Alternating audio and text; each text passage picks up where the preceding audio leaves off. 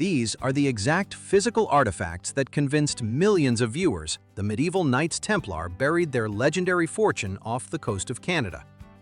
The latest theories were simply broadcast on a reality television show today. Television personalities continued to discuss past analyses of a medieval cross found on Oak Island. Brothers Rick and Marty Lagina spent over a decade digging up the Nova Scotia island, and their crew eventually pulled a heavy lead cross straight from the dirt at Smith's Cove. Testing broadly matched the metal to ores mined in southern France between the years 900 and 1300. This happened precisely when, according to historical records of Templar history, King Philip IV ordered the mass arrest of the Templar Order. 700 years ago, a fleet of their heavily guarded ships reportedly vanished from La Rochelle under the cover of darkness. That specific timeline fueled intense online debate across late February message boards, turning a quiet archaeological dig into a massive internet frenzy. The scientific community then stepped in to examine the physical proof. The metallic signature showed its entire lead composition matching ancient European quarries. This meant the artifact authentically predated Christopher Columbus by over a century. Historians quickly mobilized to address the growing public obsession, setting up a clash between television entertainment and rigid academic study. This entire situation exploded across social media after a new documentary aired last night, as listed on the History Channel schedule for The Curse of Oak Island Season 13.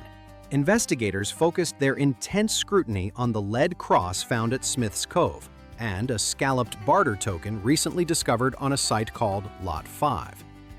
Chemical analysis of both items suggests a possible link to each other, establishing a potential physical connection between different dig sites on the island.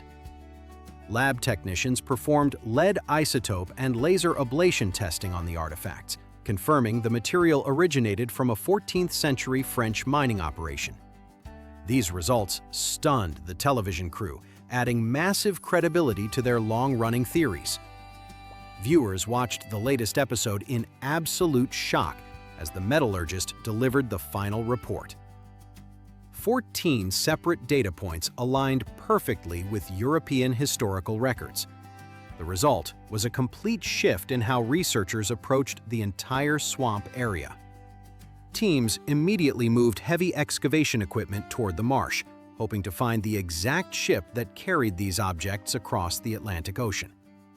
They mapped the surrounding terrain using ground-penetrating radar, discovering massive anomalies buried 30 feet below the surface. Searchers believe these signatures represent the remains of a wooden galleon, meaning the legendary Templar escape fleet might actually rest at the bottom of a Canadian bog. The massive underground scans periodically reveal new anomalies over the course of the digging season. If you want to track these weekly Oak Island discoveries with us, hit the subscribe button right now. Radar data led the crew directly to massive stone pathways hidden deep beneath the muddy water of the triangular swamp. Workers drained the bog and uncovered carefully constructed roads built with thousands of flat fieldstones and cobblestones. Archaeologists quickly realized nature never formed these perfect geometric lines. Television personalities theorized they found a massive loading dock, though independent experts suggest these paths were likely built by 19th-century farmers or early searchers. The sheer scale of the construction requires hundreds of workers, directly contradicting the idea of a quick pirate burial. A large, unverified amount of rock sits arranged in the mud, and that is exactly why the Templar theory gained so much sudden momentum this month. Only a highly organized military group possessed the manpower and engineering skills to build such a massive hidden infrastructure. These stone roads head generally toward the Money Pit area, though skeptics believe they were actually built by later searchers to haul heavy drilling equipment. This meant whoever built this elaborate system intended to move incredibly heavy cargo from the ships to the underground vault.